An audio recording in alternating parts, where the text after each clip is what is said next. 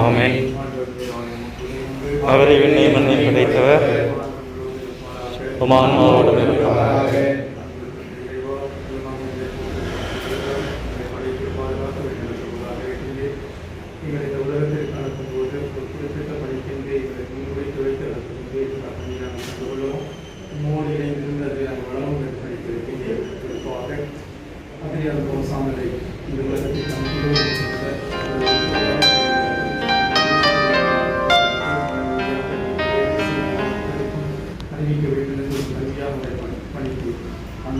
அறிவித்தலின் பகுதியாக ஊடகமாக திருவிதய சபை மாணவ சபையை உதவி அந்த சபையின் வழியாக இன்னும் உலக வேண்டும்.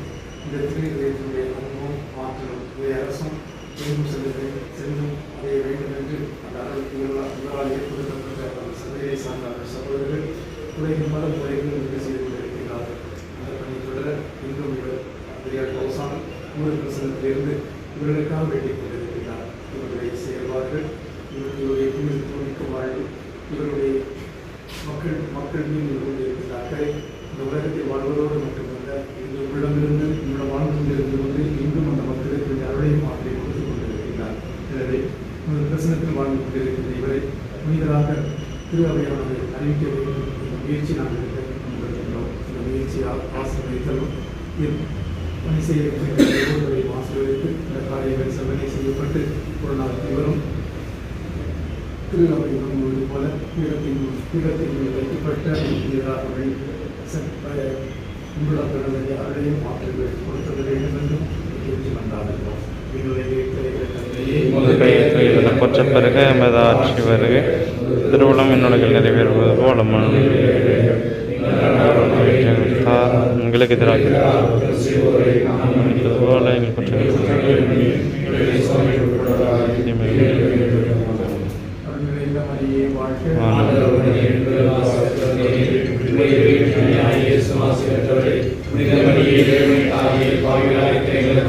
இப்பொழுதும் எங்கள் இறப்பின் வேலையில் வேண்டிக் கொள்ளுமாமன். தொடக்கத்தில் இருந்தது போல இப்பொழுதும் எப்பொழுதும் என்றும் இருப்பதாக ஆமென்.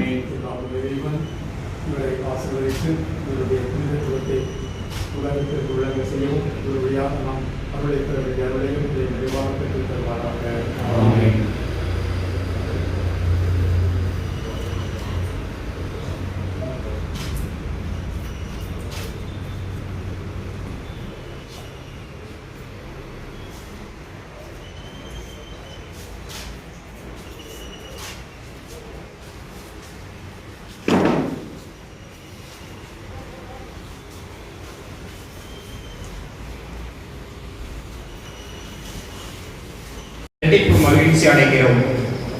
இறை ஊழியர் அத்ரியான் கௌசானல் பன்முக ஆளுமைகள் கொண்ட ஆன்மீகவாதி, சமுதாயத்தில் சீர்திருத்தங்களை கொண்டு வந்த ஒரு சமூக போராளி, ஏழை எளிய மக்களின் பங்காளன். இப்படி எண்ணற்ற குணாதிசயங்களை தாங்கிய இறை ஊழியர் அத்ரியான் கௌசானலின் இத்தகைய விழாவிற்கு உங்கள் அனைவரையும் இன்முகத்தோடு வரவேற்பதில் பெரும் மகிழ்ச்சி அடைகின்றோம். பாளையங்கோட்டை மறைமாவட்ட ஆயர் மேதகு அந்தோணிசாமி அவர்களை இவ்விழாவிற்கு அன்போடு வரவேற்கிறோம்.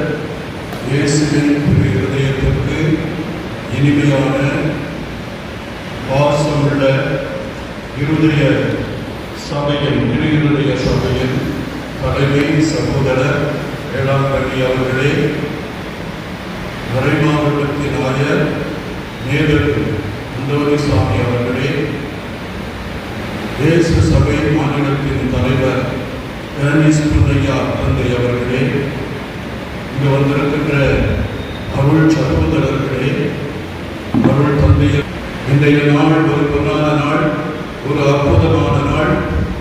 நாம் முதலடியை எடுத்து வைக்கின்றோம். அருளாளர் என்ற ஒரு உயர்ந்த நிலைக்கு தயாரிப்பு செய்து கொண்டிருக்கிறார்கள். அதற்கு தடை இல்லை என்ற ஒரு நிகழ்ச்சியை ஆயிரவர்கள் வழியாக நாம் பிரகடனப்படுத்திருக்கின்றோம். இதற்காக உழைக்கின்ற அனைத்து சகோதரர்களையும், அனைத்து தந்தையர்களையும், அனைத்து பொதுநிலையினரையும் நான் பாராட்டுகின்றேன். இந்த நாளில் அருள் தந்தை அத்ரியான் கௌசானல் அவர்களுடைய வாழ்க்கை வரலாறு பற்றியும், அவர் ஆற்றிய விந்தைகளை பற்றியும், அவர் ஆற்றிய பணிகளை பற்றியும் ஒரு சில கருத்துக்களை உங்களோடு பகிர்ந்து கொள்ள விரும்பும் நேரத்தில், இந்த அத்ரியான் கௌசானல் தந்தை அவர்கள் திரு இருதய சபை அவர்களுக்கு சொந்தமானவர் என்று அவர்கள் நினைத்துக் கொண்டிருக்கிறார்கள்.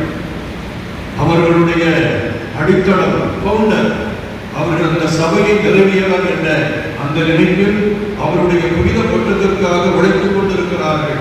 அவர்களை பாராட்டுகிறேன். அவர் அவர்களுக்கு சொந்தமானவர் உண்மைதான். அதே நேரத்தில் இயேசு சபை குருக்கள் இருக்கிறார்கள். அவர்களும் இவர் எங்கள் சபையை சார்ந்தவர் என்ற உரிமையை பாராட்ட முடியும். அதைவிட மேலாக பாளையங்கோட்டை மறை மாவட்டம், தூத்துக்குடி மறை மாவட்டம், அந்த காலத்தில் திருநெல்வேலி மாவட்டம், தூத்துக்குடி மாவட்டம் இருக்கிறது. இன்றைக்கு தூத்துக்குடி, நெல்லை மாவட்டங்கள், இந்த மாவட்டங்களில் தன்னையே கரைத்துக் கொண்டு மக்களோடு அன்பு பணி செய்த அந்த மக்கள் எல்லாரும் இவரை நினைத்து பார்க்கிறார்கள். இவர் எங்களுக்கு உரியவர் என்று சொல்லிக் கொள்கிறார். அத்ரியான் கௌசானல் யாருக்கு உரியவர்? திரு இருதய சபையும் அந்த சகோதரர்களுக்கு உரியவரா, இயேசு சபைக்கு உரியவரா, அல்லது இந்த மக்களுக்கு உரியவரா? இந்த மூன்றுக்கும் உரியவர் என்று நாம் சொன்னாலும் இதை விட மேலாக திருச்சபைக்கும், அகில உலக திருச்சபைக்கும், அகில உலக மக்களுக்கும் இவருடைய உரிமையில் அல்லது பணிகளில் பங்குண்டு என்பதை அறிவிக்கும் ஒரு நிகழ்ச்சியில் முன்னடையாளமாக நாங்கள் இருந்து கொண்டிருக்கிறோம். இந்த மூன்று பகுதியினருக்கும் இவர் பொருத்தமானவர் என்றாலும், உடமையானவர் என்றாலும், இவர் அகில உலக திருச்சபையினால் அங்கீகரிக்கப்பட்டு அந்த திருச்சபைக்கு உடமையாளராகவும் அனைவராலும் போற்றப்படுபவராகவும் இருக்கின்றார் என்பதை நாம் மறுக்க முடியாது. எனவே இந்த நாள் மிக அரிய நாள். இதற்காக முயற்சி எடுக்கின்ற எல்லோரையும் நான் பாராட்டுகிறேன். நம்முடைய தந்தை பாப்பானவர் பிரான்சிஸ் இவ்வாறு சொல்லுகிறார்: நாம் நம்மை இழந்து விடாது நல்ல கதைகளுக்குள் நம்மை பற்றிய உண்மைகளை வெளிப்படுத்த துணிவு கொள்ள வேண்டும். தகர்த்து வீழ்த்தும் கதைகளை அல்ல, மாறாக கட்டி எழுப்பும் கதைகளை, நமது வேர்களை, நமது இலக்குகளை கண்டுபிடிக்க உதவும் கதைகளை உருவாக்க வேண்டும். நம் அனைவரையும் முன்னோக்கி எடுத்துச் செல்ல தேவைப்படும் தலைமை தரும் கதைகளுக்கு சொந்தக்காரர்களாக நாம் இருக்க வேண்டும் என்று அவர் அறுதியிட்டு கூறுகிறார். அன்புக்குரியவர்களே, இந்த ஆத்திரையானவர் கூண்டில் அடைக்கப்பட்ட குரல்களுக்கும் வாய்மொழிக்கும் மத்தியில் நமக்கென ஒரு வரலாற்றை எழுதி, நமக்கென ஒரு கதையை எழுப்பி, நம்மை பற்றியும் நம்மை சூழ்ந்துள்ள அடக்கு பற்றியும் பேச வேண்டும் என்று சொல்லுகிறார். என்ன அருமையாக பேசுகிறார் பாருங்கள். இத்தகைய கதைகளுக்கு சொந்தக்காரராக நம்முடைய அத்ரியான் கௌசானல் இருக்கிறார்.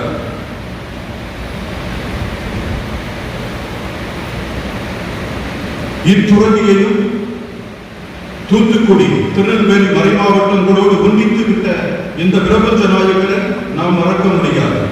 தென் தமிழகம் கத்தோலிக்க மக்கள் நோவுகளை, துன்பங்களை, தன்னை இணைத்துக் கொண்டவர் மக்களை, மண்ணையும் நேசித்து இவர் தன்னை அர்ப்பணமாக்கினார். விதைத்துக் கொண்டே வாழ்ந்த மரம் என்று சொன்னால் அது மிகையாகாது. மறைந்த போதும் அவர் நம் உரமாக இருக்கிறார். சத்தியத்திற்கு தன்னை அர்ப்பணித்து நீதியை நிலைநாட்ட சிகப்பு சூரியனாக மாறியவர் இவர். விண்ணக வழியில் வந்த ஒரு மணமகன், கடவுளை கண்டு உணர்ந்த ஒரு முனிவர், இயேசுவின் நீதி வேட்கையில் பேரின்ப பெருக்கத்தை தன்னுள் தாங்கி திரிந்தவர் என்றால் அது மிகையாகாது. இயேசுவின் திரியுடைய பண்புகளை இவர் தன்னுடைய இதயத்தில் தாங்கிக் கொண்டு திரிந்தவர். இவரது கண்கள் இரக்கத்தில் விரவி இருந்தது. இவரது கண்களுக்கு விடுபட்டவர்கள் யாருமே இல்லை. இவர் வழியில் செல்லும் பொழுது இவருடைய பார்வை எல்லாம் மக்கள் மீது செல்லும். அதிலும் அவதிப்படுகின்ற, துன்பப்படுகின்ற ஏழை மக்கள் மீது செல்லும். இவருடைய பார்வை அந்த ஏழை மக்களை விட்டு செல்லாது. அந்த ஏழை மக்கள் இவருடைய கண்களுக்கு தவற மாட்டார்கள். கடவுள் அப்படிப்பட்டவர். கடவுளுடைய பார்வை ஏழை எளிய மக்கள் மேல் எப்பொழுதும் விழுந்து கொண்டே இருக்கும். அவர்களே இவரது பணியின் இலக்காக மாறிவிட்டார்கள். அவர்களது பலி, அவர்களது துயரம், அவர்களது கண்ணீர் இவரை குடைத்தெடுக்கும். வறியவரை இவர் தேடிச் சென்றவர். காணாமல் போன ஆட்டை கண்டுபிடிக்கும் வரை ஓயாது இருக்கக்கூடியவர் இவர்தான். அந்த ஆடுகள் எப்படிப்பட்டவை? அந்த ஆடுகளுடைய வாசனையை இவர் தன்மீது தாங்கிக் கொண்டார். அந்த ஆடுகளின் வாசனை, அந்த ஆடுகளின் கஷ்டம், துன்பம், நோவு, பிணி எல்லாவற்றையும் தாங்கிக் கொண்டு திரிந்த ஒரு பெரிய மகான் என்றால் அது மிகையாக. வலுவிழந்து, முடமாக, காயப்பட்டதாக, சோர்வானதாக, தளர்ந்ததாக இருக்கின்ற ஆடுகளை எல்லாம் தேடிச் சென்றார். எவ்வாறு கடவுளுடைய பார்வை ஏழைகள் மீதும், ஒடுக்கப்பட்டவர் மீதும், பாவிகள் மீதும் செல்லுகிறதோ அதே போல அத்ரியான் கௌசானன் அவர்களுடைய பார்வை எல்லாம் வலியோடும், பெருமையோடும், துன்பத்தோடும் வாழுகின்ற மக்களுக்கு சென்று கொண்டே இருக்கும். அதை தேடி செல்லும் நல்லாயனாக அவர் இருந்தார். இளைப்பாறச் செய்வார், காணாமல் போனதை தேடுவார், அணுக அலைந்து திரிவதை அவர் திருப்பிக் கொண்டு வருவார். காயப்பட்டதற்கு அவர் கற்றுக் போடுவார், அதை திடப்படுத்துவார். இப்படிப்பட்டவர் தான் ஒரு நல்லாயனாக இருக்க முடியும் என்று எசேக்கியேல் 34வது அதிகாரம் நமக்கு உரைக்கிறது. அது மட்டுமல்ல, எசேக்கியேல் கூறுகின்ற அந்த நீதியின் ஸ்பரிசத்தை நாம் உணர வேண்டும். எவ்வளவு ஆழமாக அவர் சொல்லுகிறார் என்பதை பார்க்க வேண்டும். அந்த காலத்தில் இருந்த வலியவர்கள், அந்த காலத்தில் இருந்த பெரியவர்கள், அந்த காலத்தில் இருந்த பணக்காரர்கள் என்ன செய்தார்கள்? இஸ்ராயேலில் விளங்கிய அநீதங்களை, அருவருக்கத்தக்க செயல்களை இவர்கள் செய்து வந்தார்கள். அப்பொழுது இவர் கூறுவார், நீங்கள் நல்ல மேய்ச்சல் நிலத்தில் மேய்வது போதாதா என்று எஞ்சிய மேய்ச்சல் நிலங்களை காலால் மிதிக்கிறீர்களே, அது சரியா என்று கேட்பார். நல்ல நீரை குடித்துவிட்டு எஞ்சிய நீரை காலால் கலக்குகிறீர்கள். உங்கள் கால்களால் விதிக்கப்பட்டதை என் மந்தை உண்ண வேண்டுமா? உங்கள் கால்களால் கலக்கப்பட்டதை என் மந்தை குடிக்க வேண்டுமா என்று கேட்பார். அன்புக்குரியவர்களே, மதிப்பு, மாண்பு ஒரு மனிதனில் இழந்து விட்டால் அந்த மாண்பை தூக்கி நிறுத்த, அந்த மதிப்பை தூக்கி நிறுத்த அன்றைக்கே இறைவாக்கினர் முன்வந்தார்கள். அதை செயலில் காட்டி அந்த மக்களுக்கு மாண்பையும் மதிப்பையும் வாங்கி தந்தவர் நம்முடைய அத்ரியான் கௌசானன் என்றார் அது மிகையாக. ஏற்கனவே நமக்கு கூறப்பட்டது போல பன்முக பரிமாணங்களை இவர் தன்னுடைய உள்ளத்தில் தாங்கி பிரிந்தார். சபை தலைவர் பேரருள் சகோதரர் மா வேளாங்கண்ணி ஈசா அவர்களால் அருள் சகோதரர் இக்னேசியஸ் விக்டர் ஈசா வேண்டுகையாளராக நியமனம் செய்யப்பட்டு, மேலும் மேலாள் பாளையம் மாவட்ட அப்போஸ்தலிக்க பரிபாலகரால் முறையான ஒப்பந்தம் பெறப்பட்டு 1930ஆம் ஆண்டு ஜனவரி திங்கள் 25ஆம் நாளிலே இறைவனை சேர்ந்த இறை ஊழியர் அத்ரியான் கௌசானன் அவர்களின் அருளாளர் மற்றும் புனித பட்டத்திற்கான ஆய்வுப் பணிகளை தொடங்கி வைக்க என்னை கேட்டுக்கொண்டார்கள். பாளை மறைமாவட்ட ஆயர் அந்தோணிசாமி சவரிமுத்து ஆகிய நாம் திருமேலிடத்தை கலந்து ஆலோசித்தும் எமது சகோதர ஆயர்களை கலந்தும் இம்மறைமாவட்டத்தில் பொதுநிலையினரை வினவியும் இறை ஊழியர் அத்ரியான் கௌசானன் அவர்களின் உண்மையான வாழ்வும் அவரது புனிதம் கவழ்ந்த வாழ்வை கண்ட மக்கள் மத்தியில் நிலவிய நன்மதிப்பும் அவரின் இறப்புக்கு பின் மிகவும் வலிமையாக வெளிப்பட்டது.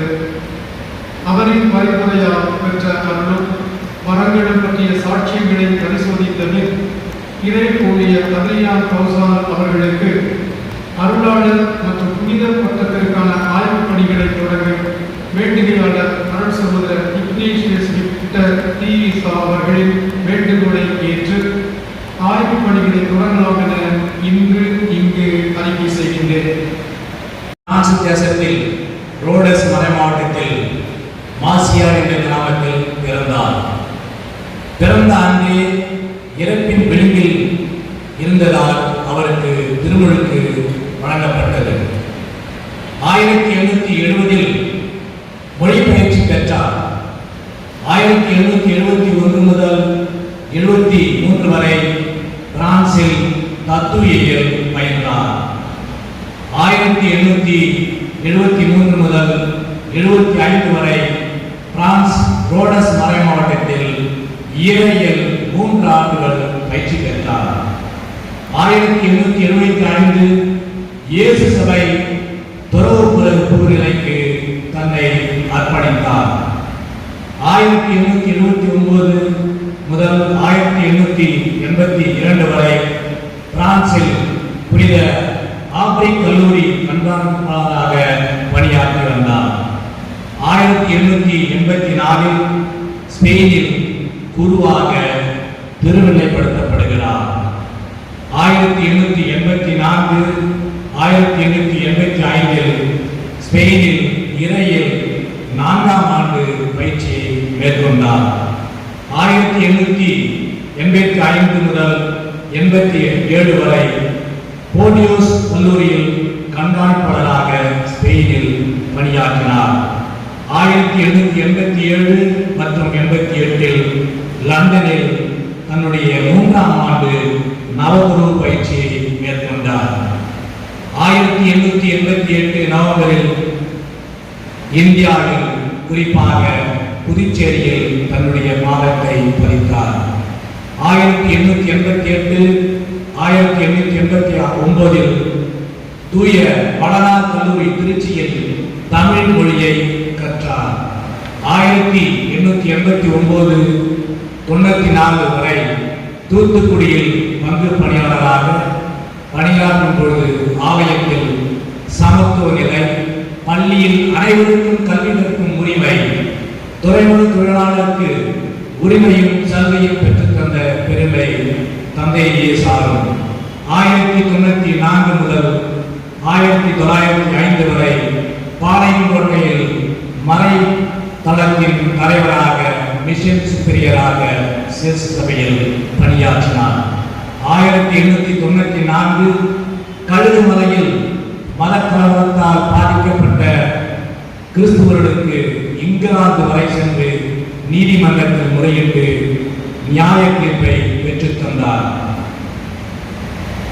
பிப்ரவரி 14ஆம் நாள் 1901 இயேசுவின் திருஇறுதிய சகோதர சபையை இருதயகுலத்தில் ஆரம்பித்து வைத்தார். 1906 முதல் 1907 வரை வீரநல்லூர் பங்கு பணியாளராக பணியாற்றினார். 1907 முதல் 1909 வரை வடக்கங்குளம் பங்கு பணியாளராக பணியாற்றினார். 1909 முதல் 1915 வரை வடக்கங்குளம் பள்ளிகளின் மேலாளராக பணியாற்றினார். நவம்பர் மாதம் 22ஆம் தேதி 1910ஆம் ஆண்டு வடக்கங்குளம் ஆலயத்தின் பிரிவு சுவரை இடித்த பெருமை தந்தையை சாரும். 1915 முதல் 1924 வரை கள்ளிக்குளம் மற்றும் வடக்கங்குளத்தில் மறைப்படிப்பார் பணியை ஆற்றினார். 1924 முதல் 1926 வரை பேட்டையில் மறைப்பணி ஆற்றினார். 1926 முதல் 27 வரை பாளையங்கோட்டையில் பணித்தள பணியும் கள்ளிக்குளத்தில் மறைபரப்பு பணியும் ஆற்றினார். 1927 1928 தூத்துக்குடி மறைமாநில பள்ளிகளின் இயக்குநராக பணியாற்றினார். 1928 முதல் 1929 வரை சேந்தமரத்தில் மறைப்பணியாளராக பணியாற்றினார். 1929 முதல் 1930 பாளையங்கோட்டையில் மறைப்பணி செய்து வந்தார். ஜனவரி மாதம் 25ஆம் தேதி 1930ஆம் ஆண்டு விண்ணக பிறப்பை எழுதினார்.